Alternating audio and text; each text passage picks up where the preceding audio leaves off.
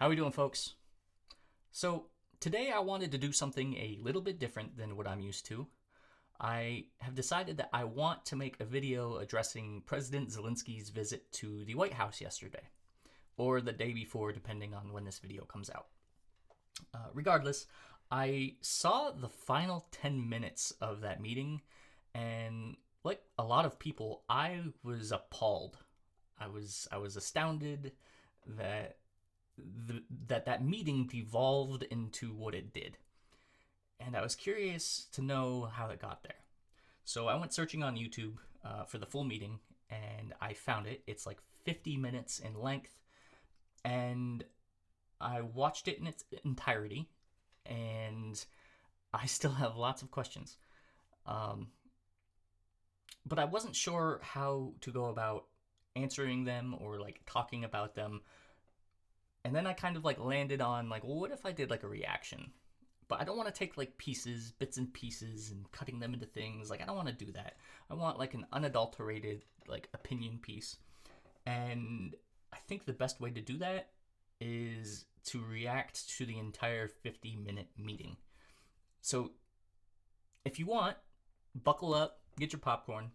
I'm going to be watching this 50-minute train wreck again for the third time. The first time, I watched it for myself, had to understand what they were talking about, and wrangle my thoughts.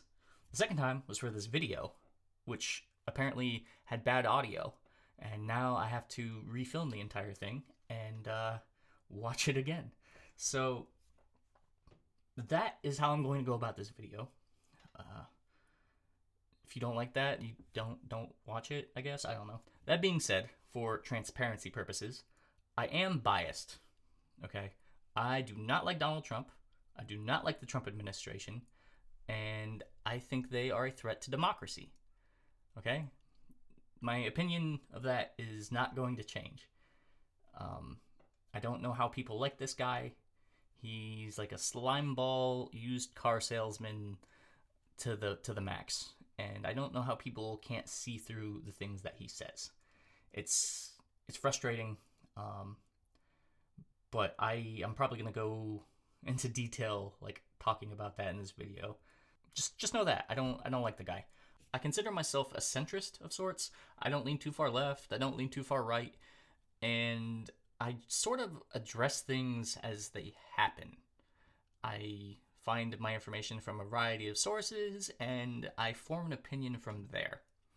And I don't think any of my opinions are too extreme. A lot of the stuff that I think and a lot of the things that I say is based on common sense, which unfortunately is a concept that I think is being hijacked by the far right.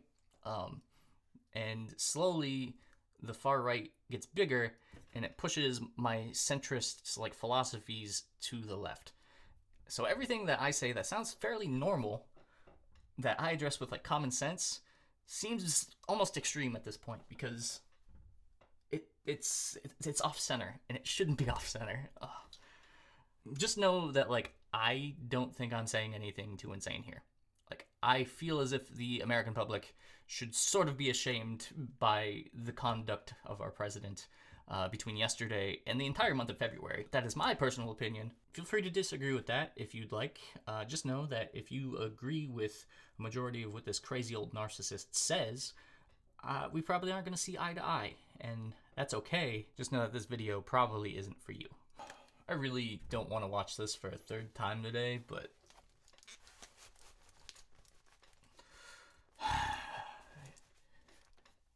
here we go. All right, so let's get this show on the road again. Well, thank you very much. It's an honor to have President Zelenskyy of Ukraine. Okay, so right off the bat, we need to establish the fact that this meeting takes place after Donald Trump incorrectly tweeted that President Zelenskyy is a dictator. I can't imagine that that is helping whatever relationship the two might have at this point in time, but Trump is incorrect for tweeting that. Zelenskyy is a democratically elected official. The elections in Ukraine are on hiatus because of the war efforts. which makes sense because I imagine it's a chaotic time to have elections if parts of your country are an active war zone. Kind of looks like Zelensky's tired. Imagine he's looking forward to being out of office when the war ends. Let's keep going. And we've been working very hard, very close. So we've actually known each other for a long time. We've been dealing with each other for a long time and very well. We had a little negotiation spat, but that worked out great. I think for both countries, I think for the world, actually, beyond both countries. Of course. And we have something that is a very fair deal. And we look forward to getting in and digging and working. And probably should also establish that this meeting is to go over the terms for a deal involving access to Ukraine's rare earth minerals, something the U.S. doesn't exactly have a whole lot of, as a means of like reparations for U.S. aid so far in the Ukraine-Russian conflict. So that's what this meeting is about. We're gonna hammer out that deal. I mean, now we know it didn't manifest, and we gonna find out why.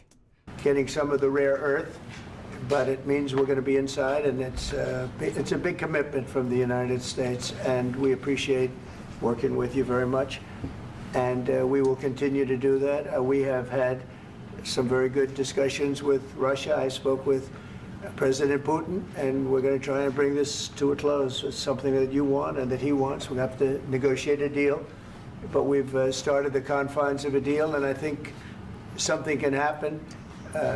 The big thing is the number of soldiers, mostly at this point, but soldiers being killed. That is another thing that Trump does. Well, this is a thing. He does lots of things. But one of the things that he does is try to appeal to public emotions.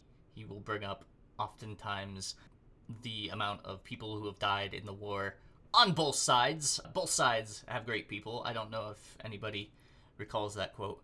But he does that a lot. He doesn't pick a side. Even though Ukraine is the one that has been invaded by Russia, he fails to acknowledge the fact that Russia invaded Ukraine. And it's very apparent in the way that he speaks. But he tries to frame it in a way that pulls at your heartstrings. War is bad. People are dying. He constantly says they didn't need to get into the war to begin with. Well, he doesn't actually recognize the fact that Ukraine was invaded. Russia showed up at their doorstep and just came right on in, helped themselves to the things in the fridge. What are you supposed to do at that point? You defend your country. And for some odd reason, Trump acts as if it was some sort of mutual conflict, and it's not. Russia invaded Ukraine in 2014. That comes into play in a little while. Losing thousands of soldiers. So on both sides, we're losing a lot of soldiers, and we want to see it stop, and we want to see the money get put to different kinds of use, like rebuilding, and we're going to be working very hard, but we've had a lot of very good conversations. I will say until we came along, the Biden administration didn't. Another thing he likes to do is throw Joe Biden under the bus, like many Republicans, and I'll say Democrats do it too. I mean, each individual party throws other parties under the bus, but I have never seen someone throw other people under the bus as fast as Donald Trump has. He is the fastest person to blame the Democrats. He loves to pick on Joe Biden. Joe didn't do a whole lot to solve the Ukrainian-Russian conflict. He seemed to just kind of throw money at it and not engage with Russia. He could have definitely handled the whole situation better, but Trump likes to make him out to be some sort of ignoramus. Didn't speak to Russia whatsoever. They didn't speak to anybody. They just allowed this to continue. And I will say that, I'll say in front of you, you've heard me say it 1,000 times, if I were president, this war would have never happened. We would have had a deal negotiated for you without having to go through what you've gone through. But your soldiers have been unbelievably brave. We've given them great equipment, but somebody has to use the equipment. They've been unbelievably brave. I will say that the initial formalities of this meeting are civil, and I don't know, it's reasonable to hear. And we give them great credit. This was supposed to be over very quickly, and here we are 3 years later. So I give tremendous credit to your generals and your soldiers and yourself in the sense that it's been very hard fighting, very tough fighting. They're great fighters. And you have to be very proud of them from that I'm very standpoint. proud. But now we want to get it over with. It's enough, right? If we want to get it over with. So it's an honor to have you here. Thank you very much for coming. We're going to sign the agreement at the conference in the East Room in a little while, right after lunch. That didn't happen. And we'll be having lunch together. We're I also think discussing Zelensky some stopped at other Burger King things. on his way out. And we appreciate everybody being here. It's somewhat of an exciting moment, but the really exciting moment is when they stop the shooting and we end up with a deal. And I think we're fairly close to getting that, and an honor to have you. And please, I'd like to say something. Yeah, thank you so much, Mr. President. Thank you for the invitation. All right, so those two things are very important to pay attention to. For later, all right, Zelenskyy, right off the bat, thanks the president and establishes the fact that he has been invited to the White House, which is something that the White House has walked back. They say that Ukraine wanted this visit when Zelenskyy has established more than once that he was invited. It's something that, like I said, the White House, I watched an interview with Marco Rubio last night where he says that they met with Ukraine multiple times, but Ukraine still insisted on this meeting. To be honest, personally, it looks like a trap, in my opinion. You don't see conflicts like this play out on TV that often, especially one this serious. Yeah, it just seems like the makings of a trap. But I think Zelenskyy, here in the beginning, is hopeful that he can accomplish something good for his country. And really, I hope that this first document, we'll find will out be later first that's step not the to case. real security guarantees for Ukraine, our people, our children. I really count on it. And of course, we count that America will not stop support. Really, for us, it's very important to support and to continue it. I want to discuss it with details further during our conversation, and of course, the infrastructure or security guarantees. Because for today, I understand what Europe is ready to do. And of course, I want to discuss with you what United States will be ready to do. And I really count on your strong position to stop Putin. And you said that enough with the war. I think that is very important, Ben, to say these words to Putin at the very beginning of war, because he is a killer and terrorist. But I hope that together we can stop him. But for us, it's very important to, to save our country, our values, our freedom and democracy, and of course, no compromises with the killer about our territories. But it will be later. And of course, what I wanted, we spoke about it by phone with you about the drones production. We have very good drones production. I think the best one in the world for today because of the war. Yes, and of course, we need very much the air defense. You have the best air defense in the world, and really you helped us under attacks of Russians. And I want to speak how we can exchange the licenses. We're open to share the licenses of all our drones with you, of course, with the United States. And we need licenses for quick production of air defense. Even after the war, we need our nation to be calm, that we are secure. So that's why we need this air shield. And of course, about this, I want to speak about the contingents. I think that France and UK already spoke to you, and we know that Europe is ready, but without the United States, they will not be ready to be as strong as we need. And the last point, last not least, about exchange, about our people and children. And you know that these crazy Russians, that they stolen 20,000 of children, Ukrainian children. They changed their names, they changed their families, relatives, and now they're in Russia. We want to bring them back. So that is something that we don't necessarily hear about or think about. Is the capture of like children and prisoners of war. Just that whole initial start to the conversation. You can see that Zelenskyy is familiar with the war at this point. He lays out what he needs, which I'm sure he's done that multiple times. It gives you a good feel as to what he's hoping to negotiate in this initial deal. Not in the deal itself, but like in future dealings that springboard from this deal. It kind of gives you like a starting point. And really, it's a big dream, task, and goal for me, and our warriors. By the way, Mr. President, we released more than 4,000 warriors from Russian prison, but there are thousands more in the prison. I wanted to share with you some images. How pay attention to Trump's face in this part right here. how it's, you have just can I now? Yeah, Have I? Zelenskyy is going to show this man pictures. 1 minute. Just you to understand in what Liberated circumstances, in what prisoner situation they are, and what the attitude of Russia to our prisoners. That guys, just you before and after. This guy could not be any less compassionate. He looks bored. I can't even tell you if his eyes are open at this point.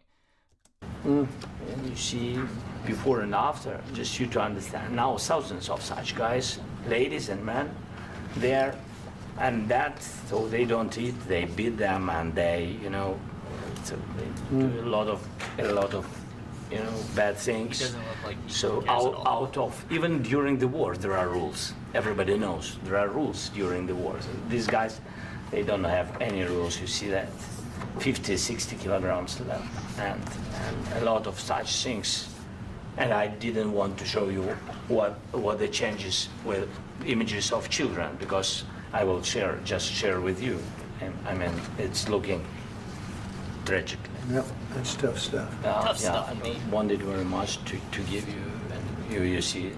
Yeah. This is pastor, by the way. They stole. Now, I'm not sure if there's like a difference between like how religious figures are seen in Ukraine compared to the United States, but Zelenskyy Pastors, makes because it it's not Russian church. They stolen pastors and moved pastors to the prison. We, at the end of last year, we Point to explain this. brought 3 pastors, and we could exchange them. And this is pastor. I don't know if respecting stuff. clergymen. Yeah, so I mean, this I wanted like a cultural to show you, and this. So thank you very much. We want to get that ended, right? Yeah, of course, we And I want. think we will. And We have to, of course. do you have any questions, please? Thank you, Mr. President. With the, how much money is the U.S. going to put into the fund that is being created today, and how does this provide long-term security for Ukraine? Well, we don't know exactly how much, because we're going to be putting some money in a fund that we're going to get from the raw earth that we're going to be taking and sharing in terms of revenue. So it's going to be a lot of money will be made from the sale and from the use of raw earth. And as you know, our country Rare doesn't earth. have much Rare. raw earth. We have a lot of oil and gas, but we don't have a lot of the raw earth. Rare earth. And what we do have is protected by the environmentalists. Those dang environmentalists. But that can be unprotected, but still it's not very much. They have among the best in the world in terms of raw earth. So we're going to be using that, using it for all of the things we do, including AI and including weapons and the military, and it's really going to very much satisfy our needs. So it's something that just worked out really well. We have a lot of oil, and we have a lot of gas, we have a lot, but we don't have raw earth. So Rare earth. this has just about every component of the raw earth that we need Rare earth. for computers, for all of the things we do. And on This puts us in great shape. And on long-term security for Ukraine, how does this provide it? I think they're going to have great luck. I think once we make the agreement, that's going to be 95% of it. They're not going to go back to fighting. I've spoken with President Putin, and I feel very strong. I've known him for a long time, and I feel very strongly that they're very serious about it, and we'll make a deal. And when the deal is made, I don't think we talk about security. Everyone's talking about the other day. All they talked about was security. I said, let me make the deal first. I have to make the deal first. I don't worry about security right now. Your security should be a part of the deal. Or I don't think this guy is actually worried about securing anything involving Ukraine. Like I don't think he's worried about it at all. You will see throughout this entire thing, he talks about this deal, which of course is part of what this meeting's for, But there are no actual plans or strategies discussed as to why Trump thinks that he can get any type of deal done. You'll see this played out later.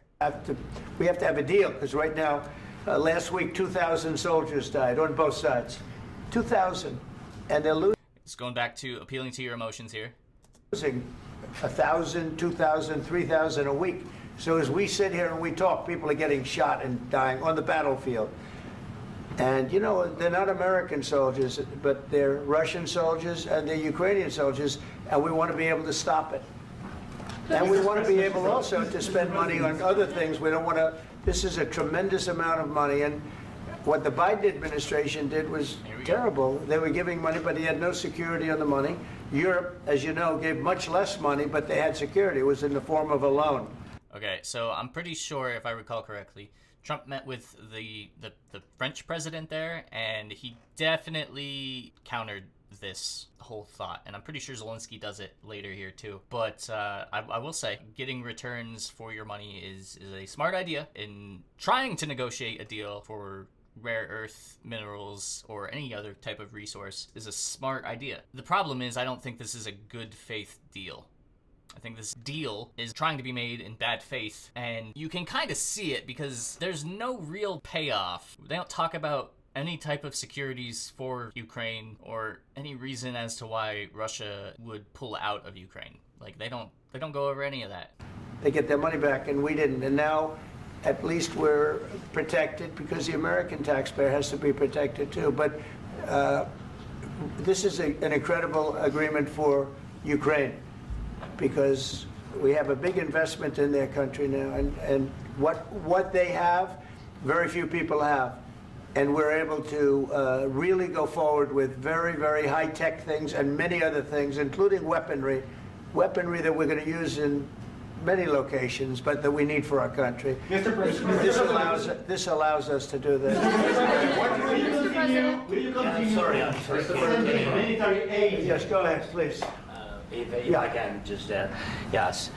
In the document, there is one of the very important points. If we speak about business and investment, we never had LNG terminals in Ukraine. This document will open. I like that. I mean, the next document, but anyway, here we see in the framework, we see a really goodwill for this. LNG terminals for us is very important, and I think for security of European continent. We have the biggest storage, gas storage. We have the biggest in Europe. Yes, it's and we can use it for LNG, use it for LNG, and we will do it. And really, we can help Europe, because Europe really helped. President Trump said that they made less support, but they are our friends, and they are our very supportive partners. They really gave a lot, Mr. President. They did. They gave a lot, but they gave much less. No. Much less. No. No. No. Okay. Okay. That's awkward, okay? Like I said, the French president visited last week and also countered Trump on that fact that Europe was contributing much less to the defense of Ukraine than the U.S. The French president called him out, but the French president has a French accent, which Donald Trump apparently loves, and it was much less awkward.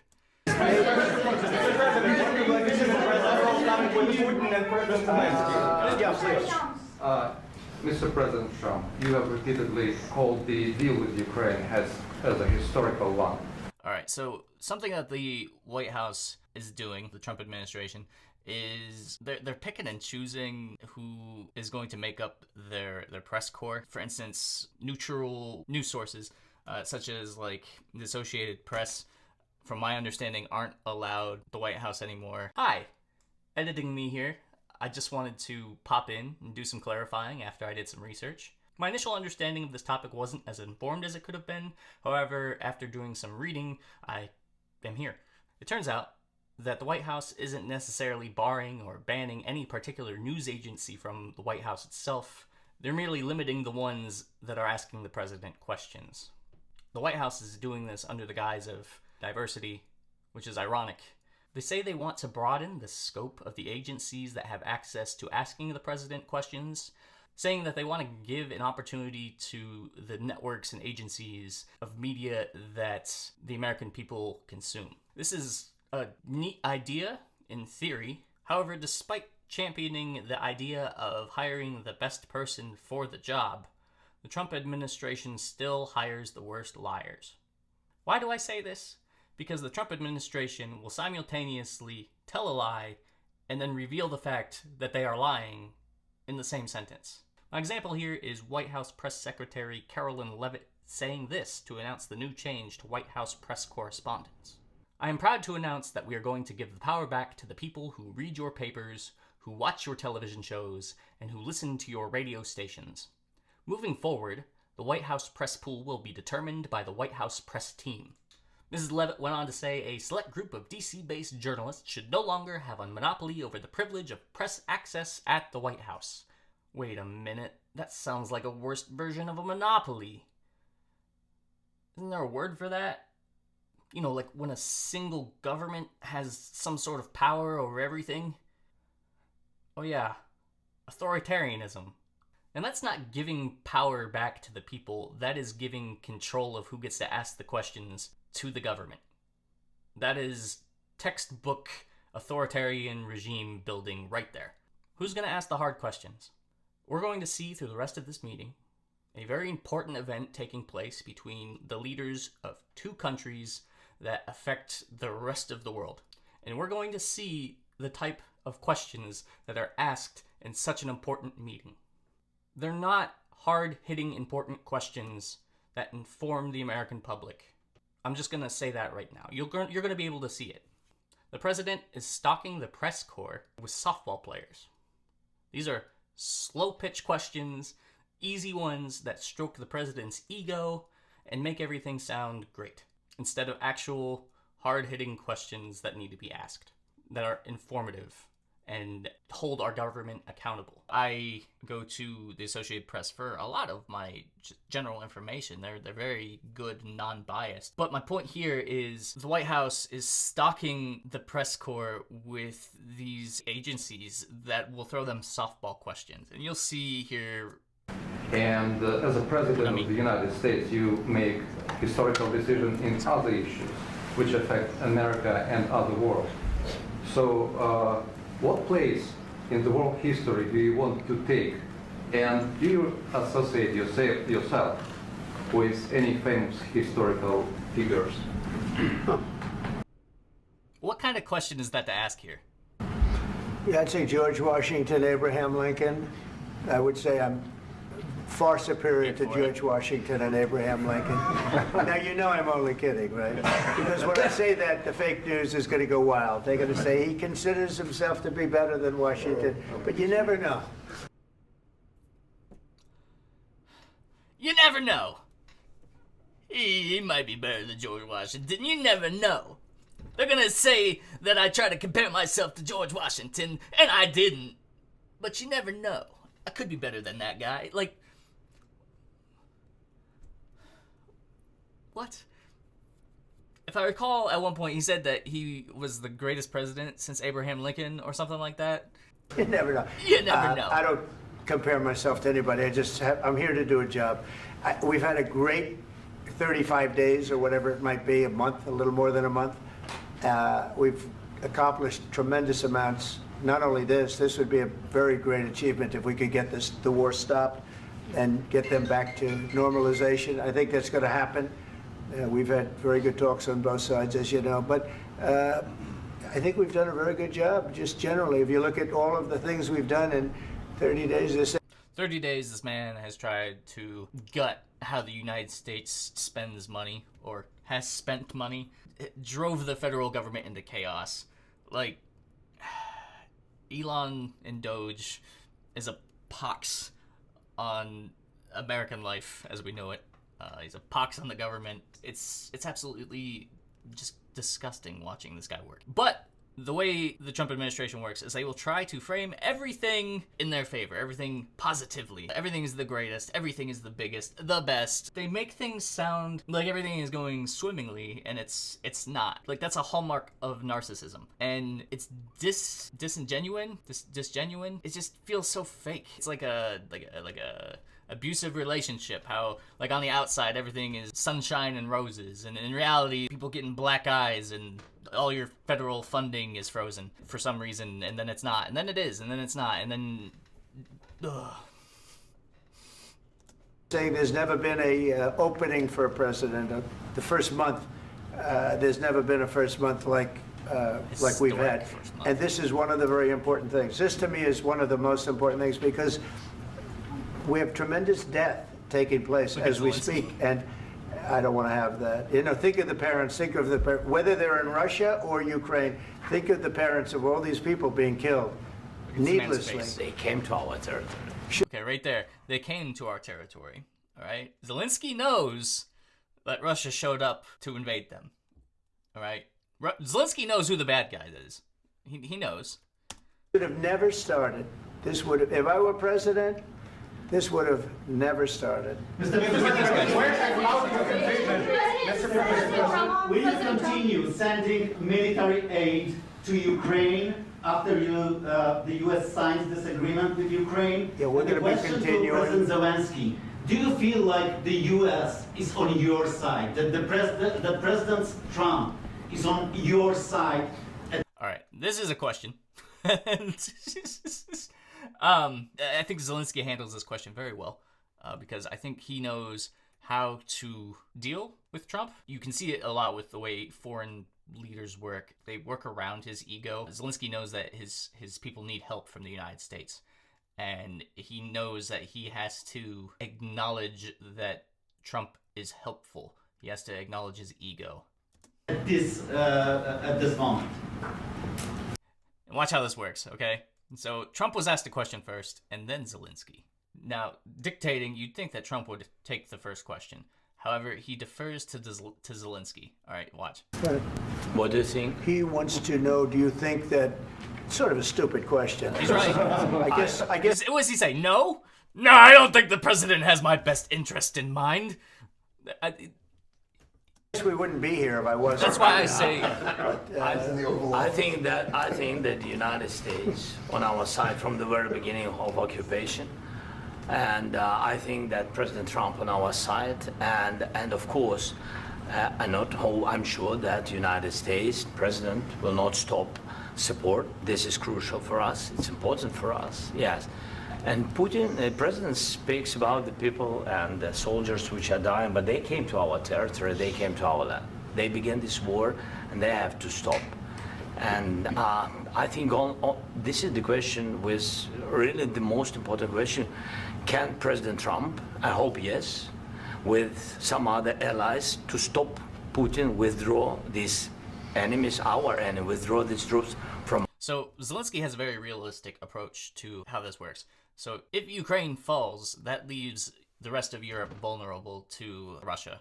Like, you don't know what Russia's going to do, and if they are just into reclaiming territory, who knows how far they could go. Zelenskyy knows that not only is his country important to him, it's also important to the rest of Europe, which is why Europe supports the Ukraine. But they also understand, Europe, as well as Zelenskyy, that they need the United States in their involvement to be successful. All right. For as much crap as Trump gives NATO, he is right. Countries could do a better job in financing NATO. They really could do better. From our land. And I think that you asked about the history, I think that if President, or when, he will stop Putin, if President Trump will bring peace to our country, I think he will be on this wall. We've had very, very good talks. Military aid to Ukraine. President Zelenskyy just said that there would be no compromises with Vladimir Putin.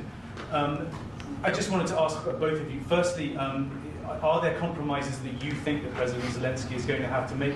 And President Zelenskyy, is there anything that you might be thinking that you may be able to offer or bring to the table, for example, elections? Thank you. I think you're going to have to always make compromises. You can't do. All right, so this is where you can see two completely different philosophies. Trump wants to make a deal, and in order to make a deal, you have to have compromise. Zelenskyy knows that in order for his country to come out the way it was, he's not going to be able to compromise. Do any deals without compromises. So certainly he's going to have to make some compromises, but hopefully they won't be He just shake his as head. big as some people think you're going to have to make. That's all. That's all we can do. I'm here as an arbitrator, as a mediator to a certain extent between two parties that have been very hostile. To put it mildly, they've been very hostile. There's been a vicious war. There's been a vicious war.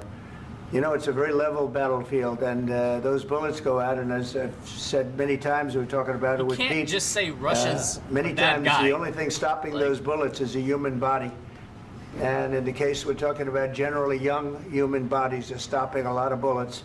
It's dead level. That's why it's great farmland. It's great land. It's great farmland, but there's very little protection against the bullets that are being, and other things that are being shot. So all I can do is see if I can get everybody at the table and get an agreement. And I think we're going to end up with an agreement. Otherwise, I wouldn't probably be even here today. Mr. President, I've got two questions for you. You think? All right, now this guy Brian Glenn knows what Brian asks these two presidents. Ultimately, your legacy will be the peacemaker and not the president that led this country into another war and ended foreign wars. And I've got a question. I hope it will. I mean, I hope I'm going to be We're asking Trump about his legacy again, remembered as a peacemaker. which legacies are meant for long after you're either gone from your position or gone from the world. Like, that's what a legacy is. All right, and you can reflect on that, but at the same time, like, this is not the time to reflect on your legacy. This is just simply stroking this man's ego. It is so tiring. This would be a great thing if we could do This is this. a softball I'm doing this to save lives more than anything else. Second is to save a lot of money, but I consider that to be far less important. So I hope I'm going to thank you, Brian, for that question. It was a nice question. I hope I'll be known and recognized as a peacemaker. This would be a great thing to solve. This is a very dangerous situation. You know, this could lead to a third world war. This was headed in the wrong direction. If this election... Now we're going to go into elections. All right, I don't know why we feel the need to bring up the United States election here, if not just to grandiorize, make things grander than what actually is reality. We're lost. If we didn't win this election, and by the way, we won it by a lot. That was a mandate. We won every swing state. We won the popular vote by millions and millions of votes. 2 million. We won everything. 2 million votes. The districts, you like look at the 1.6%. areas of red. Take a look at a map. This was a big mandate, and We got all this the was big one states. of the things. I said we're going to get this thing settled. If we didn't win, I think this could have very well ended up in a third world war, and that would not have been a good situation. What was your second And question? my second question for President Zelenskyy. Why don't you wear a suit? You're at the highest, why don't you wear a suit? You're at the highest level in this country's office, and you refuse to wear a suit. Just want to see if do you own a suit? Brian Glenn is a right-wing podcaster, okay? And he's also Marjorie Taylor Greene's boyfriend. The apple doesn't roll far from the tree. That's an insane question to show up packing. Like, we're supposed to be talking about rare earth minerals here. But you're gonna ask this man about his fit like it's the Oscars. He doesn't even look like, he's not even dressed bad. He's just not in a suit. I mean, the fact that this guy has come from a country at war, I don't actually care, like, if he's wearing a suit or not. He looks professional, and I think to criticize him on his attire is a trash take. You have to look at it also like he looks like an everyman. I'm sure that resonates with his soldiers in his army. He looks like a Ukrainian. I'm sure that resonates with his people very much. He's not dressed fancy. He's wearing what he has, and he's like an everyman. There's nothing wrong with the way he's dressed. And to show up with a question like that it's bullpucky. Yeah, problems. A lot of Americans have problems with you not Really? respecting I the don't have dignity of this such- office. Respecting the dignity of this office. My ass. Bro, go back to your podcast. Seriously. Dignity of this office. My God, do you see who's in office right now? Wait until we get into the meat. Because it gets worse. I will wear a costume after this war will finish. Okay. Yes, maybe one. Maybe something like this? something like Yes, yours. sir. Yes. That'd be great. Maybe something better. I don't know. We will see. Maybe something cheaper than yeah. Thank you. Thank you. President Thank you. Trump, thank you, President Trump. You said yesterday that you have. Are you going to send more arms to Ukraine in case there's no peace? The first Yeah, time we're going to have arms. she to asked that Ukraine, question, I yeah, thought she sure. said, are you sending Hopefully I more won't have on to send very Ukraine? much because hopefully we're going to have it finished. We're looking forward to finishing this quickly. We're not looking forward to sending a lot of arms. We're looking forward to getting the war finished so we can do other things. There's no securities involved, But is what you're trying to we say. very much appreciate the agreement because we needed They what don't they need had, arms. and we're treating, our country is now treated fairly. Biden didn't do that. He didn't know what the hell he was doing. This should have never happened. This should have Throwing never Biden started. under the bus here. But again. sure, the answer is yes. But hopefully we won't have to send much because I'm looking forward to getting it done quickly, very quickly. Does that mean you'll provide security guarantees, Mr. President? I don't want to talk about security yet He doesn't want to talk about security because he doesn't have plans to actually provide it. because I want to get the deal done. He only cares about this deal. He's not going to offer them. You fall into the same trap like everybody else. What trap? This man would like securities. Are you promising him securities or are you not promising him securities? A million times you say it over and over. I want to get the deal done. Security is so easy. That's about 2% of the problem. I'm not worried about security. I'm worried about getting the deal done. The security is the easy part. Security. No. If security were the easy part, they wouldn't be warring with Russia. They would have drove him out, and then Russia wouldn't have come back. If security was the easy part, there wouldn't be a war here. Security is very nice. Everybody stopped shooting. And now will Europe put people there? I know France is going to. I know the UK is going to. I know other countries are going to, and they happen to be right next door. We haven't committed, but we could conceivably. We have security in a different form. We'll have workers there digging, taking the raw earth. I don't know what security that provides the Ukraine. We have workers there. First, this opens up a whole other bag, which we will continue to explore as the conversation continues. I don't know how United States workers are supposed to provide some sort of security. Is Russia not going to invade because the United States is there? So that we can create a lot of great product in this country. So in that sense, you have something, but we haven't determined that yet. I will say, in speaking to France and in speaking to, and they were here, as you know, last week and just the other day, they have committed to a lot of security. I don't think you're going to need much security. I think once this deal gets done, it's over. Russia's not going to want to go back and. Look at this man's face, all right? Zelenskyy knows right now. He's like, this is not what I came here for. I came here to look at establishing securities, and this man is saying, I don't even want to talk about securities. Look at his face. Watch him. And nobody's going to want to go back. Shaking his When head. this deal ends, The reporter asked. I didn't even catch it. I didn't even catch it the first two times. What's President Zelenskyy shaking his head about? I really believe this deal is going to be over. Question? Yeah, please go ahead. Thank you. Go ahead. Thank you so Mr. President, Thank you so much. I feel so sorry for this man. you had Mr. Macron and Keir Starmer at the White House this past week, both of whom praised your courage and conviction. All right, this guy right here. All right, this is another softball question. All right, we're gonna get a shout out to whatever bullcrap media he's from. To lead the pathway towards peace. Yes. Part of that involved Of course. re-engaging Russia in diplomatic relations, something that previous leaders lacked the conviction to do so. What gave you the moral courage and conviction to step forward and lead The moral courage and conviction to step forward. that? Well, I love this guy. I love him because he likes to suck my balls. Who are you with? One American. Let me know so I can send him a That's check. why I like him. One American News does a great job. I like the question. Yeah, gives Trump a chubby right there with his question. It's a very good question. It's It's a not. pathway to peace. It's not a good question. It's a pathway to getting something solved. And I feel that as the head of this country, I have an obligation to do that. And right now- Plus, we're very Just watch much involved. Zelenskyy. We got involved. You can tell he's getting. It's too bad we got involved because there should have been no involvement he's because went there from should have been no hopeful war. And there shouldn't have been October 7th. Significantly That would less have never hopeful. happened. As you know, Iran was broke. They had no money to give to gonna talk Hezbollah. about They had Iran no now. money to give to Hamas.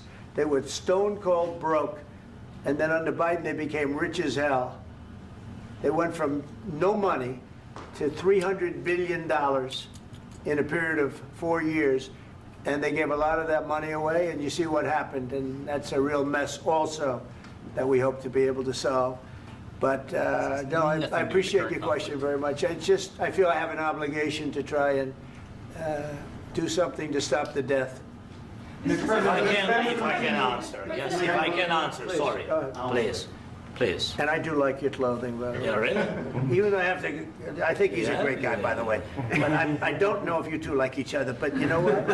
I think he's dressed. I think he's dressed I like this guy. I think he's dressed beautifully. So I have more serious things than answer on such Yeah, questions. sure, that's I will okay. answer on.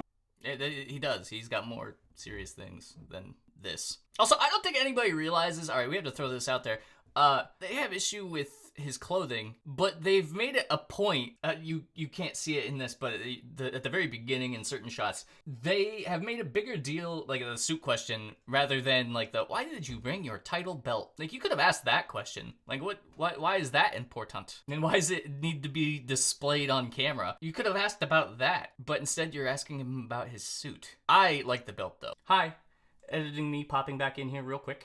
Just wanted to say that I did quite a bit of research into this title belt over here, and it would have made a much better question to ask President Zelenskyy about compared to the one he got about his outfit. While it probably warrants a whole video on its own, the short and sweet of it is it was meant to be a gift from President Zelenskyy and the Ukrainian people to Donald Trump. It's actually a very well thought out gift and says a lot if you take the time to interpret the symbolism behind it, but that probably warrants an entire video on its own. More serious That's a good question, statement. if I can. That's good. Yeah, so please, about security guarantees and about just ceasefire. We can't just speak about ceasefire and speak and speak. It will not work. Okay, this is important. Just ceasefire will never work because I'm like the president. I have this experience, and not only me. Ukraine before my presidency, from the 2014, Putin broken 25 times. 25 times he broken. Now that I don't know. I don't know the stats for the ceasefiring. I looked. Believe me, I looked. From what I've read, Zelenskyy presented the Trump administration documents when each of those his own signature. Have 25 times he broken ceasefire. But he never broke to me. He never broke to me. No, you were the president. He You were never the broke- president he during. never broke to me. In 2016, you've been the president, Mr. President. You've been the president, but he had, of course, not with you, but he had during those period. He had. which, once again, this conflict has been going on for much, much longer than whatever Joe Biden was in office for, in 2014. So way back when like Obama was around. Russia has a history of like breaking ceasefires and, you know, not being privy to diplomacy. They break the rules is what I'm trying to say. And they have a long history of breaking the rules. Donald Trump, for some odd reason, insists that they're not going to break the rules while he's president. I don't understand why he thinks that. Had conversations with our side, and we had Normandy format, you know, the France, Germany, Ukraine, and Russia, and he broken 25 times. That's why we will never accept just ceasefire. It will not work without security guarantees. Security guarantees, maybe President is right about this document and other, but this document is not enough. Strong army is enough. Because his soldiers afraid, Putin's soldiers afraid of our soldiers when we're strong enough. If we are not strong enough, if we are empty, if our storage is empty, we can't defend our land. Today, you know, he knows that we have, all the world knows that we have meeting, yes? Why he's using ballistic? Putin today using ballistic on our hospitals, schools, and etc. Ballistic. So he knows that we are here and that President Trump is really have goodwill to stop this war. And you hear now the president. So why he's using? So he doesn't want to stop. He doesn't want. But I hope that we will do it. Really, we'll do it. Security, when we speak about security guarantees, when the Europeans are ready for contingents, they need USA backstop. If there will not be United States, we will not never have any contingents, strong contingents from the Europeans, because they don't want to divide alliance, connection between the United States and the main and strongest ally and Europeans. And this is crucial, this is important. That's what we want to speak about very much. This is very important. It's almost like Zelenskyy is speaking almost on behalf of Europe at this point, because they're just the first country in the way of Russian expansion. The rest of Europe knows that they need the United States. Europe, for whatever reason, they don't have the backing to actually take on Russia. They require United States backing. And they don't want to risk hurting an American alliance because they need that, which puts Zelenskyy in a really strange spot. And air defense. So air defense, really, we have big deficit with all these systems, and we need to provide this. We need it very much. Otherwise, Putin will never stop, and will go further and further. He doesn't want. He hates us. You know, it's not about me. He hates Ukrainians. He thinks that we are not a nation. He thinks, and he shared these thoughts. I think maybe with your team also. I don't know, but with all the Europeans, in media, officially and not, he always said that there is no such country, such nation, such language, and such life like Ukrainian. No, he really doesn't respect all the Ukrainians, and he wants to destroy us. And you are right, Mr. President. That's 2%. This document, maybe other documents, it's a very good start, very good, but it will not enough to stop this person. I don't think that Zelenskyy understood what Trump was trying to say. I think Trump was trying to say security guarantees were going to make up 2% of the whole actual deal. In reality, I think Zelenskyy thought that this deal only makes up 2% of the effort into driving Russia out of Ukraine. I think they're on two separate pages at that point. But it's just kind of telling how Russia sees Ukraine as a country. Should Russia pay to rebuild Ukraine? Mr. President, under these Should Russia pay to rebuild Ukraine? They have to pay. This question. This is the rule. This is the rule of the war. This is the rule of the war. During all the centuries, all the history, this is the rule of the war. He has a point Who here. began those pay. Do you agree This with is the rule. Putin began this war. He has to pay all money for innovation. He has to pay. Of course, some Russian assets, what we have in Europe, about 300 billions, we can use them. We can use for innovation and buy military support from the United States also. We can do it, but it's not enough. It's not enough. President, under these circumstances, do you envision a trilateral summit with Putin and President Zelenskyy? Wait 1 second. I asked this question that you didn't like because I wanted to know if you want to position yourself in the middle between Russia and Yes. Ukraine, or on the Ukraine's. No, I'm in the middle. I want to solve this thing. I'm for both. I want to get it solved. And it's wonderful to speak badly about somebody else, but Zelensky's face, just this whole time, every time he makes a realization that he is not gonna get what he came here for, is, I can't say it hurts, but you can tell every time he makes that realization that Trump is not pro-Ukraine. Trump is very pro-Russia. He positions himself in the middle because he wants to play to both sides. But the reality is Ukraine is pro-democracy and Russia is pro-authoritarian. They have a dictatorship. Putin has done everything that he can over the past, it's been over a decade, to stay in power. He gets rid of all of his opposition and all that fun stuff. Whereas Ukraine, they're a democracy. They have elections outside of wartime. It's just very, very telling when you're trying to align yourself in the middle when your country itself is a democracy. That's the problem with dismantling, was it USAID, USAID, because we established that foreign aid program as a deterrent to communism, and now that we've gutted that department, other places are free to step in and plug into that place and stretch their sphere of influence. It makes the United States look bad. It's kind of telling with the Trump administration they're trying to do. They're not aligning themselves with pro-democracy Ukraine. Okay, they're dismantling things that have democratic influence, programs that make our processes look good. They're pulling away from those. They're aligning themselves with like dictators. They're doing the things that they want to do in government and ignoring the Constitution. It's very difficult to watch. You can tell. That's like the only thing they're being like transparent on, is the fact they don't care about democracy. They don't care about freedom. They try to tell you they care about freedom, but in reality they don't. They don't care about freedom. They care about themselves. And that's dangerous. I want to get it solved. If we can solve it, great. If we can't solve it, they're going to have to fight it out, and who knows what's going to happen. But I want to see it get solved. May I follow up? One more question about U.S. troops in Europe. After Russian invasion of Ukraine, your predecessor sent additional troops to Eastern Europe, including Poland, my country. Yeah. Are you committed to keeping these troops on the eastern flank of NATO in the future? I'm very committed to Poland. I think Poland has really stepped up and done a great job for NATO. They, as you know, they paid more than they had to.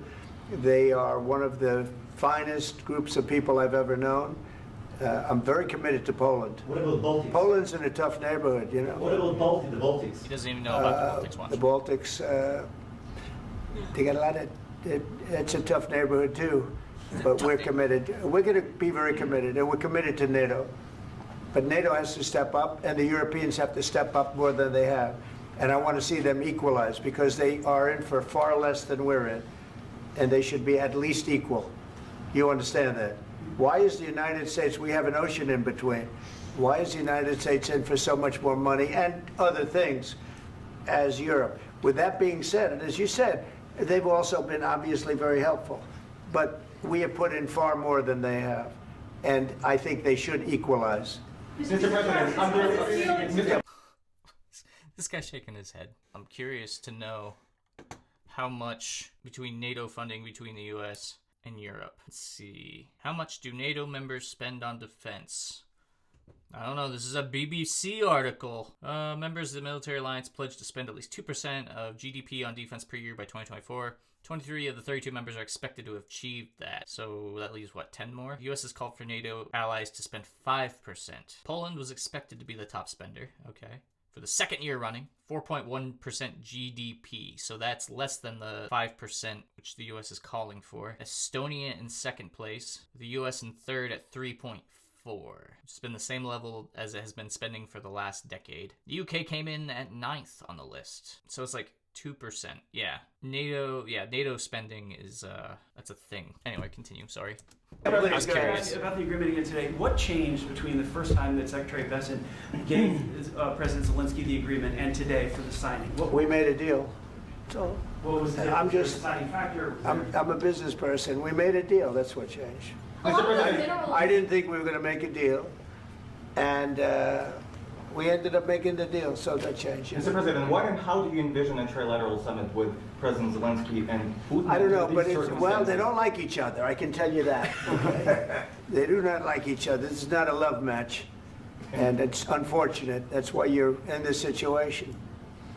The United States should not have allowed this to happen, okay? The United States, run by a man that didn't know much. I'm going to be very nice. Run by an incompetent person, very incompetent person, should never have allowed this to happen. I've stopped wars. I've stopped many wars. We're going to tell you about wars that he stopped that he won't tell you about. He stopped them, though. Trust him. He stopped them.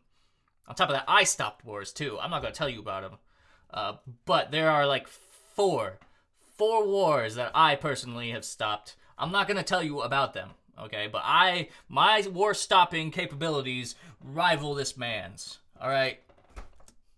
My people will tell you. Stand by that. Yeah, I stopped wars that nobody ever heard about. I stopped wars before they ever started. I started them before we even thought of them. Take that. One up this man. You can look at some of Take that check to the some bank. of. I could give you a lot of nations that would tell you right now they were. Look at like Zelensky knows. Zelensky knows Trump's talking out his butthole at this point. Probably going to war. I could tell you right now there's a nation thinking about going to war on something that nobody in this room has ever even heard about. Two smaller nations, but big, still big. And I think I've stopped it. But this should have never happened. Mr. President? Sorry, just a second.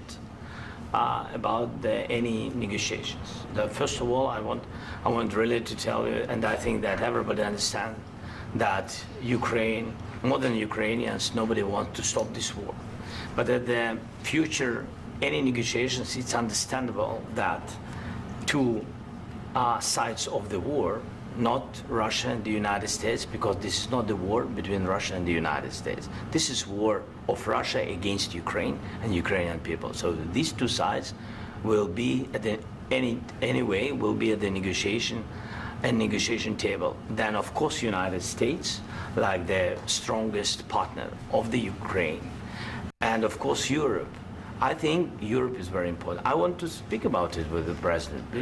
Yes, Europe is very important for us because we really defend Europe for today. All Europeans really recognize that we are defending line and they have real life and our people are dying. That's why they helped us. And also it's about the NATO. Yes, between, like the president said, you have big, nice ocean. Yes. Between us, but if we will not stay, Russia will go further to Baltics and to Poland, by the way, but first to the Baltics. It's understandable for them because they've been in the USSR, you know, they've been one of the republics of the USSR, and Putin wants to bring them back to his empire. It's a fact. And when he will go there, if we will not stay, you will fight. Your American soldiers, it doesn't matter, do you have ocean or not, your soldiers will fight. Mr. President, would you be willing to visit Ukraine, maybe Kyiv or Odessa, which is known to be at the riviera with Black Sea? It was my question. I'm sorry. I don't want to talk about Odessa now. Let's not talk about Odessa. I want to talk about making a deal, getting peace. We don't have to talk about Odessa, but a lot of cities have been destroyed. A lot of cities that are not recognizable. There's not a building standing.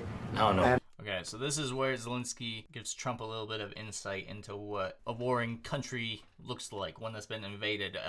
I think it's hard for lots of people, especially in America, to understand what that looks like, but Zelensky kind of describes it here. And a lot of things Mr. President, you have to come and to look.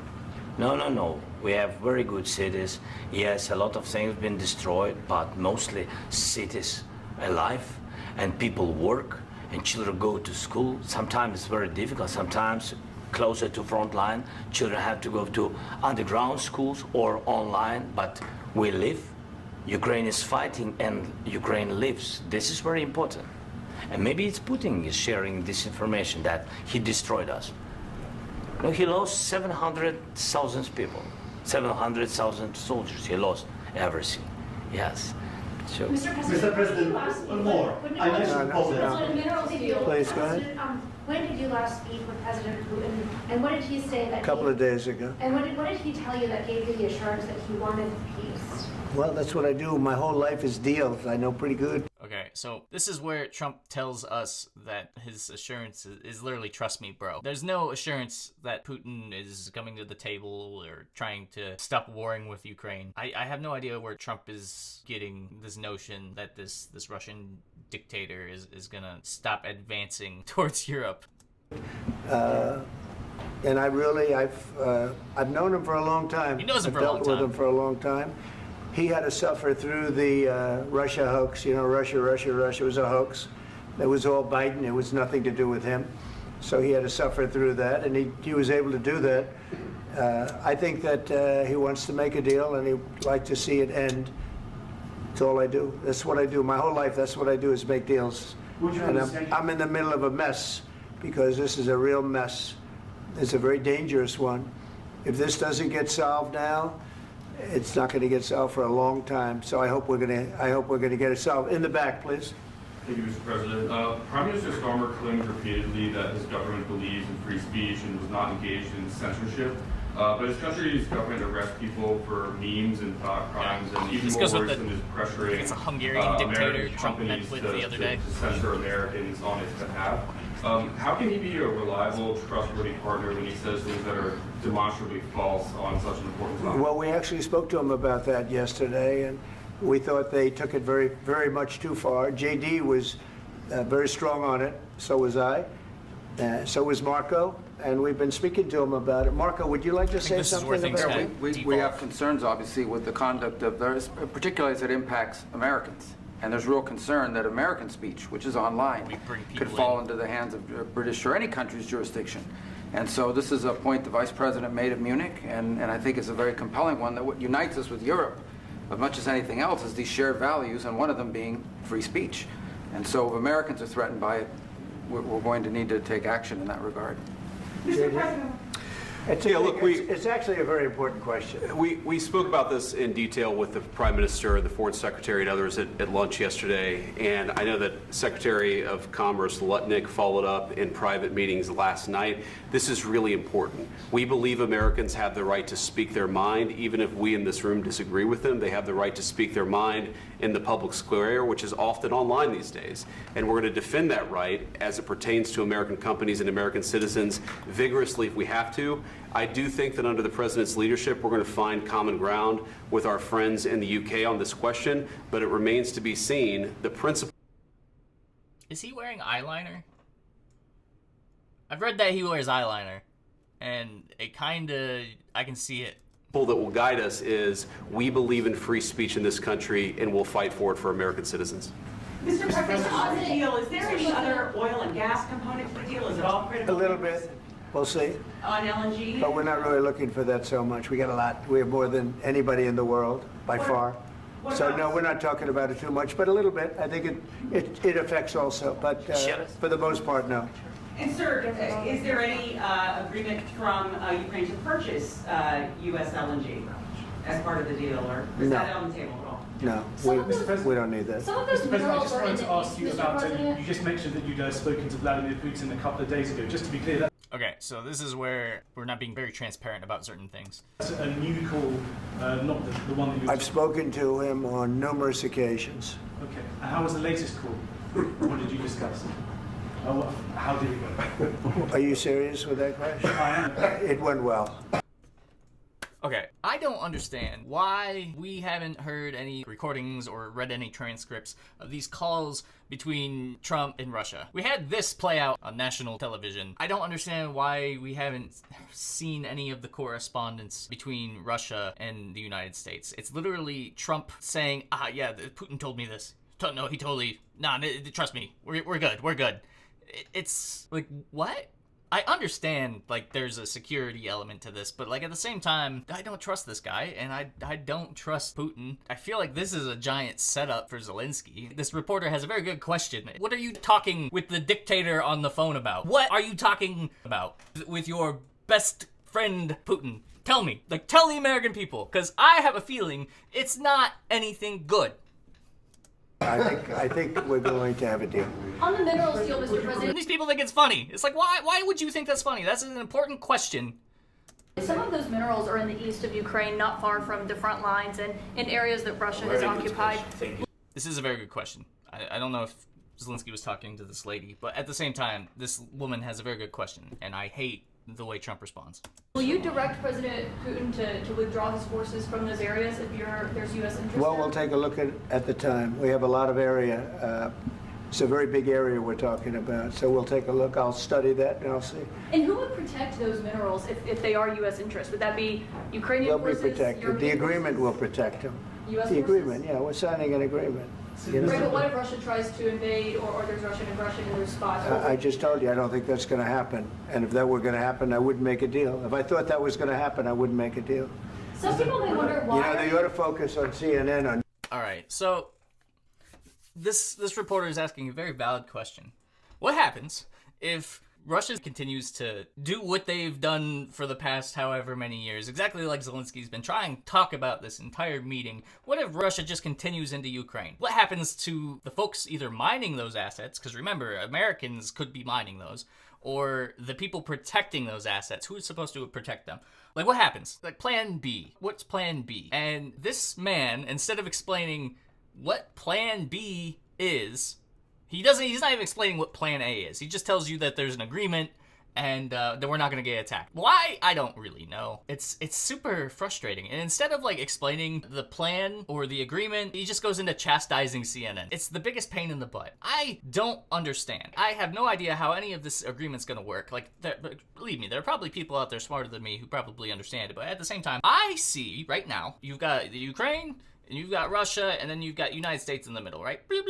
Ukraine, hypothetically, gets securities or funding for anything to do with Russia in the future, right? The United States gets these rare earth minerals. What does Russia get? We've been hearing about a deal. We've been hearing about agreements. What would possess Russia to stop? I don't understand, especially if Zelenskyy doesn't want to make concessions, which in my opinion, not making concessions makes sense. He was the one who was invaded. The Ukraine was invaded. Russia is the invaders. They need to leave and not come back. But what would possess them to do that? I don't know what kind of deal makes sense with those terms on the table. It doesn't make any sense. And Trump is not explaining it whatsoever. It's just very frustrating. Kind of makes me worried about Ukraine. Survival, not asking me these ridiculous questions. Focus on surviving, because CNN's got such low ratings. See, right here, like, she has a very valid question. That is a very valid question, and he's not answering it.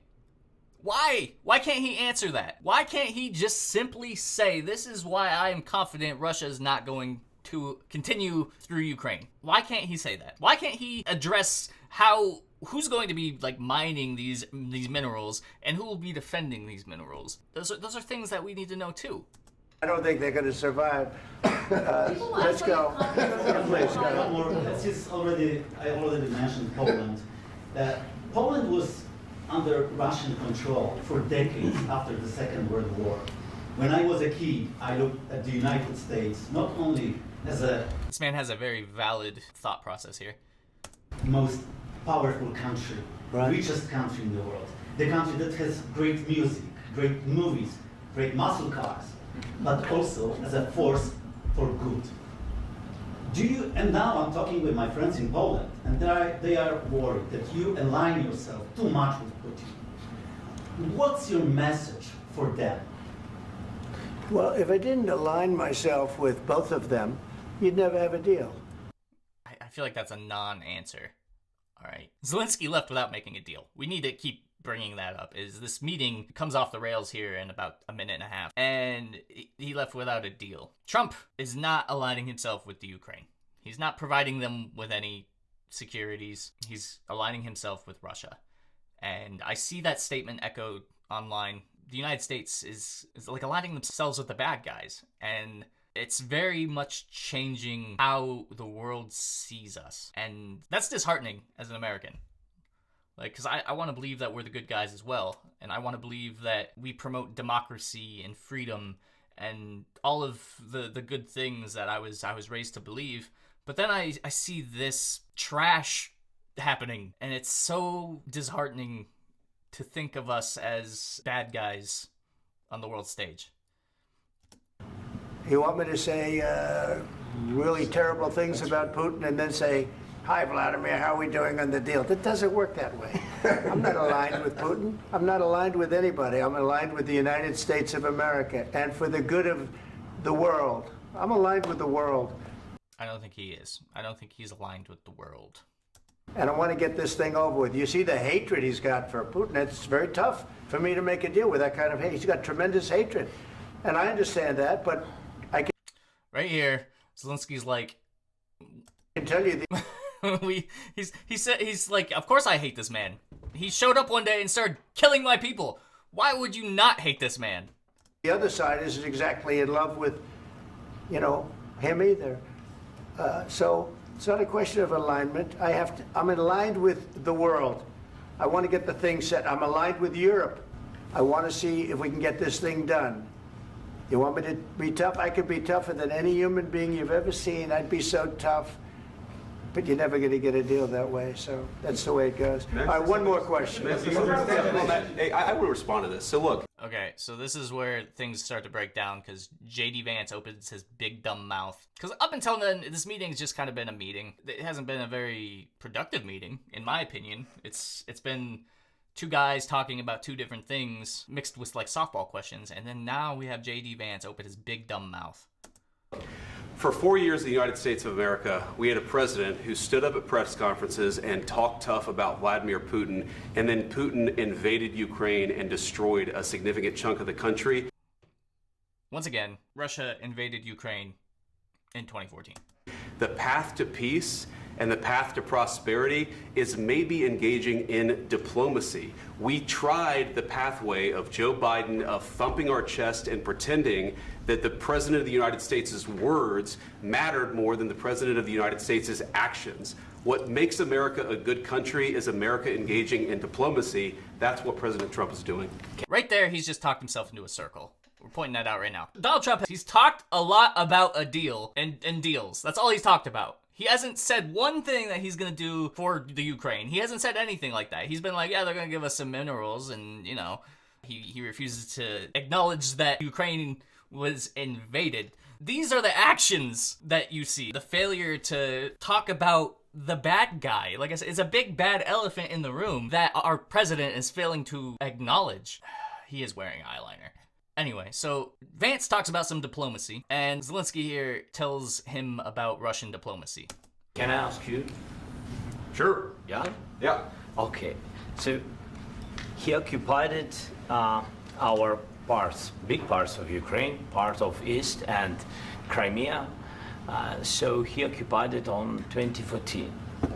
So during a lot of years, so I'm not speaking about just Biden, but those time was Obama, then President Obama, then President Trump, then President Biden, now President Trump, and God bless, now President Trump will stop him. But during 2014, nobody stopped him. He just occupied and took. He killed people. You know what the contact 2015. Trump here tries to rewrite the narrative. 2015. 2014 and 2014. 2014. Yeah. So I was not here. Yeah, but that's exactly right. Yes, but during 2014 till 2022, yeah. This has been going on a lot longer than Joe Biden was in office. Like, this has been going on for over a decade. The situation the same. The people have been dying on the contact line. Nobody stopped him. You know that we had conversations with him, a lot of conversation, my bilateral conversation, and we signed with him, me, like a new president. In 2019, I signed with him the deal. I signed with him, Macron and Merkel, we signed ceasefire. Ceasefire. All of them told me that he will never go. We signed with him with gas contract. Yes, but after that, he broken this ceasefire. He killed our people, and he didn't exchange prisoners. We signed the exchange of prisoners, but he didn't do it. What kind of diplomacy, JD, you are speaking? Okay, Zelenskyy has just explained that diplomacy with Russia doesn't work because Russia does not acknowledge diplomacy. A ceasefire and acknowledging a ceasefire is like the first step into solving things civilly, and Russia does not play that game. Zelenskyy has just explained that to the Vice President of the United States. This is how the Vice President reacted. Speaking about what do you mean? I'm talking about the kind of diplomacy that's going to end the destruction of your country. Yes, but if you Mr. President, with respect, I think it's disrespectful for you to come into the Oval Office and try to litigate this in front of the American media. Let's stop for a second right here. I haven't heard Zelenskyy say anything disrespectful at all. I've heard him talk about his country being war-torn and the things that he's needed, and I've seen him counter the points that Trump has made, maybe in his body language. However, I feel like that's appropriate. Correct the things that need to be corrected, otherwise they're lies. But JD here decides to continue laying into President Zelenskyy here. Right now, you guys are going around and forcing conscripts to the front lines because you have manpower problems. You should be thanking the president for trying to bring an end to this conflict. Have you ever been to Ukraine? Okay, so he asked if JD has ever visited the Ukraine, and JD says, no, but I read it on the internet. Did you say what problems we have? I have been to. Count once. I've actually watched and seen the stories, and I know what happens is you bring them on a. No, but I've got black friends. Propaganda tour, Mr. President. Do you disagree that you've had problems bringing people into your military? And do you think that it's respectful? JD gets on this big respect thing, and at this point, I don't understand. This is where I'd look at things like this is a setup, because there's no way that you escalate this quickly. There's zero reason to escalate to this, okay? And this is the embarrassing part.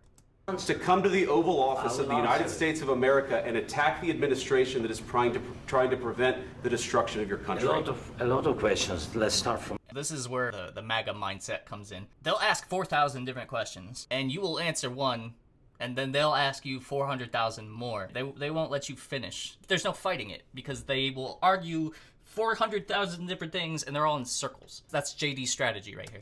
From the beginning. Sure. First of all, during the war, everybody has problems. Even you, but you have nice ocean and don't feel now, but you will feel it in the future. He has a point. The world economy, the world itself, not even just the economy, is affected when war happens. People are displaced, which causes all kinds of issues. That's what we run into with like immigration issues. That's what happened with Germany here. Big issue in their recent election was immigration. But the world feels it. God bless. You don't know that. God bless. God bless. You will not have a war. Don't tell us what we're going to feel. We're trying to solve a problem. Don't tell us what we're going to feel. Don't tell me what I'm going to feel. I don't think this man understands how things work. I don't think he gets it. They leave their country. Where are they going to go? It creates a problem. I'm not telling you. Because you're in no position to dictate that. That's exactly what. This is where they get into this, and JD, his stupid freaking mouth, and just Trump goes off the rails at this point. Like, this is where it evolves. You're in no position to dictate what we're going to feel. We're going to feel very good. We're going to feel great. This is, once again, the narcissistic lies. We're not going to feel great. Nobody's going to feel good. Like, it's not sunshine and butterflies and rainbows. World conflict creates problems for the world. We're going to feel very good and very strong. You will feel influence. You're right now not in a very good position. You've allowed yourself to be in a very bad position, and he happens to be right about it. From the very beginning of the war. You're not in a good position. You don't have the cards right. Now, this is frequently described as a yelling match, and I don't hear Zelenskyy yelling at all. All right, I hear Trump talking over him, and I saw JD raise his voice a bit, but this isn't a yelling match. Right now. With us, you start having cards. But right now, you don't. You're playing cards. You're playing cards. You're gambling with the lives of millions of people. You're gambling with World War III. You're gambling with World War III. And what you're doing is very disrespectful to the country, this country. I don't feel like he's disrespectful at all. I feel like this is embarrassing. That's back to you. Far more than a lot of people said they should have. Have you said thank you once? He said thank you right at the beginning. Okay, so this is where it ties back in. All right, JD wants to keep pushing this like, they're disrespectful. Like, he doesn't even sound that tough. He's wearing eyeliner. He is pushing this narrative of disrespect, and this is where I get into the thought process of this is a setup. They want this man to look disrespectful. They want Ukraine to look disrespectful, so that way they don't have a reason to back Ukraine. They want to abandon Ukraine. That is my theory, all right? It only makes sense. That's why we can't talk about deals. We can't divulge that information. That's why we can't talk about anything that Russia has talked to Trump on the phone about. Like, there's no plan in place for Ukraine aside from let Russia have Ukraine. I think that is what's in place. This entire meeting? No, in this entire meeting, you said thank you. You went to Pennsylvania and campaigned for the opposition. And that's what this is about. You went to Pennsylvania and campaigned for the opposition. Therefore, we don't care about you at all. Narcissistic, Jesus. October, offer some words of appreciation for the United States of America and the president who's trying to save your country. Please, you think that If you will speak very loudly about the war, you He's can... not speaking loudly. He is. He's yelling. These guys are just yelling at him. They're talking down to the president of Ukraine. He's not speaking loudly. Your country's in big trouble. Can I Wait a answer? minute. No. Can You've I done a lot answer? of talking. Now they're just talking over him. They're bullying this man. Like, that's all they're doing. They're not letting him get a word in.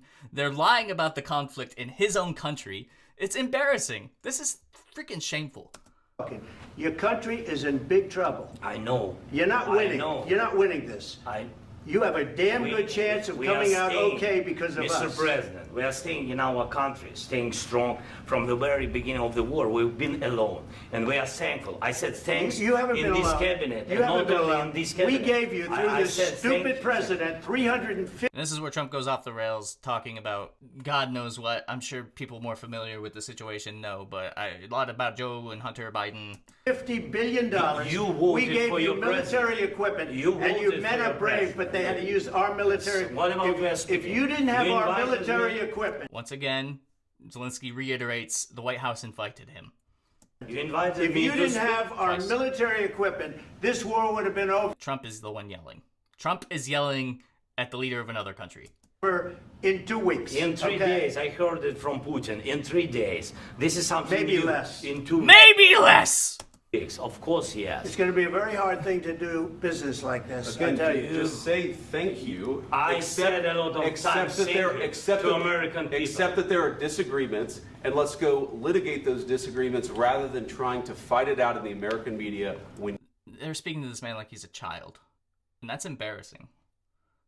If I were to talk to anybody like this, a normal person would punch me in the face. These guys, they're not appropriate. This is just blowing my mind. Like, this is why I didn't react, because this is what it's gonna be, is just me twitching. I had to, like, comment on the lead up to it, because then JD starts talking, and then the whole conversation just derails.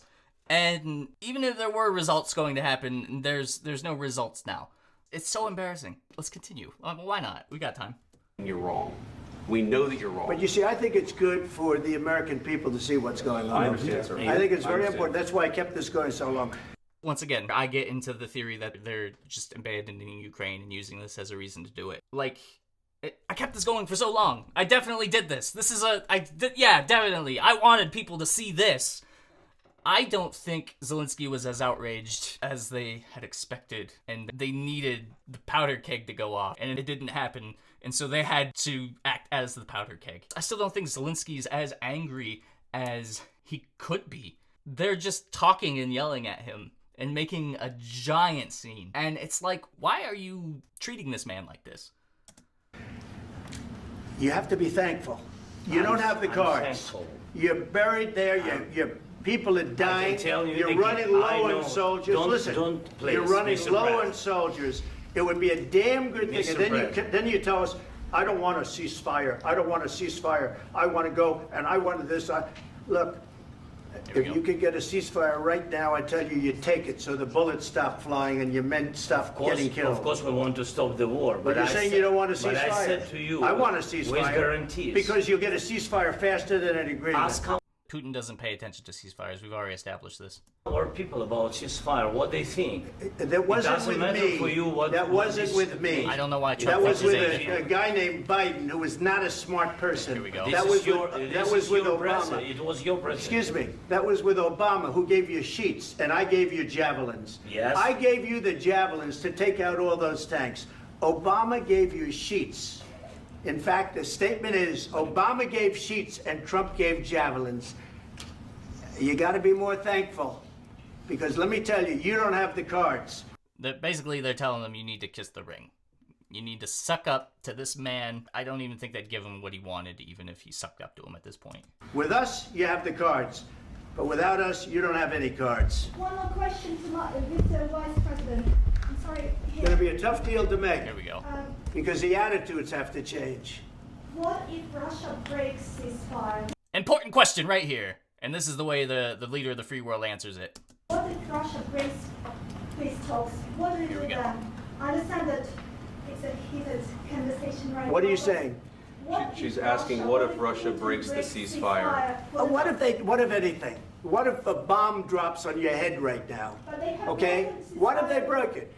I don't know. They broke it with Biden because Biden, they didn't respect him. They didn't respect Obama. They respect me. Let me tell you, Putin went through a hell of a lot with me. He went through a phony witch hunt where they used him and Russia.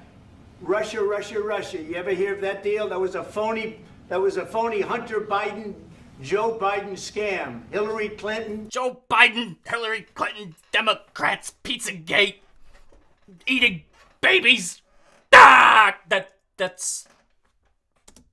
Shifty Adam Schiff. It was a Democrat scam.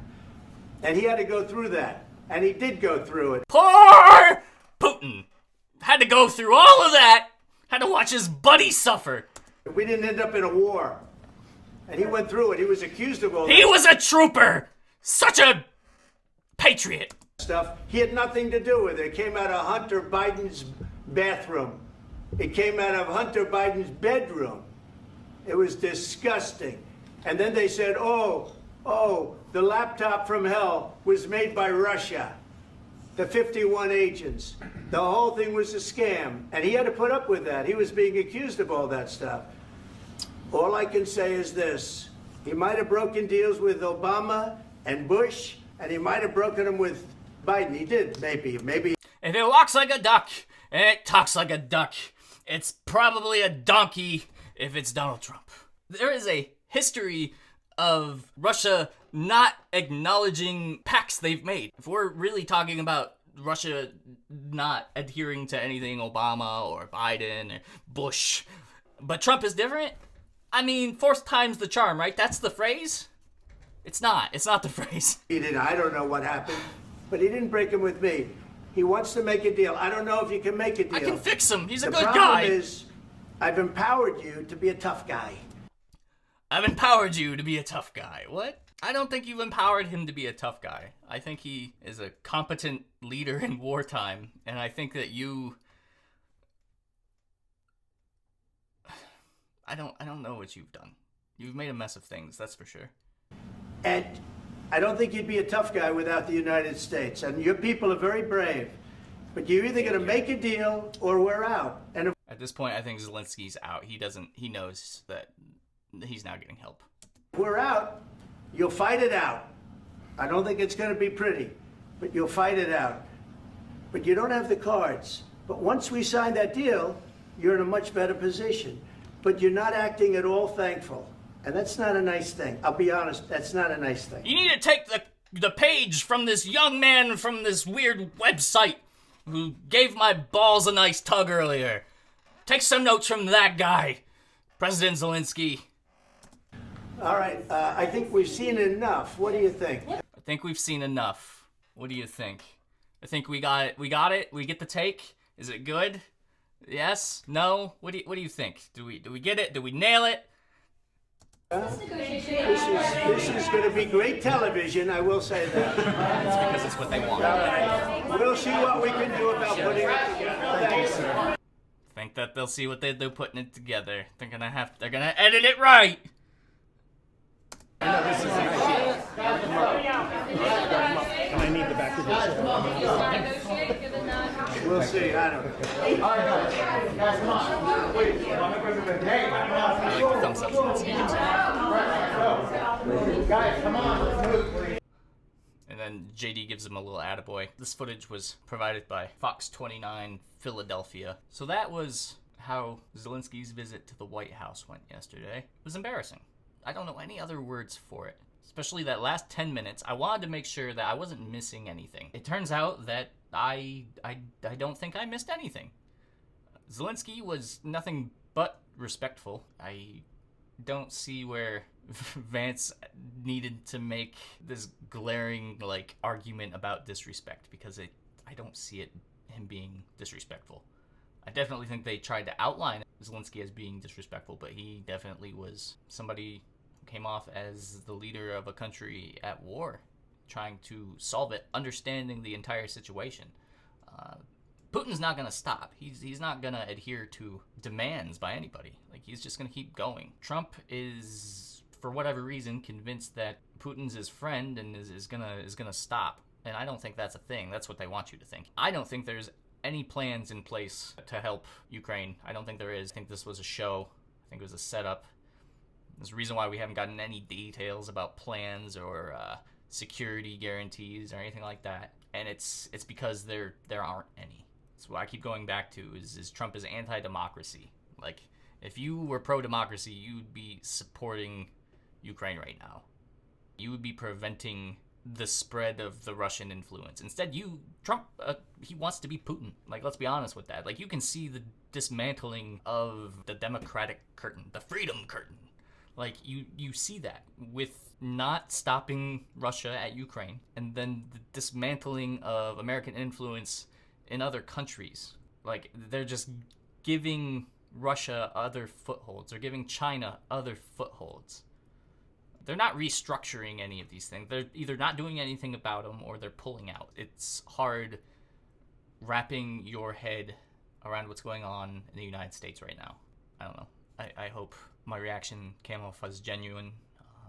I hope I didn't get too crazy. I hope I made sense. We'll see how this goes.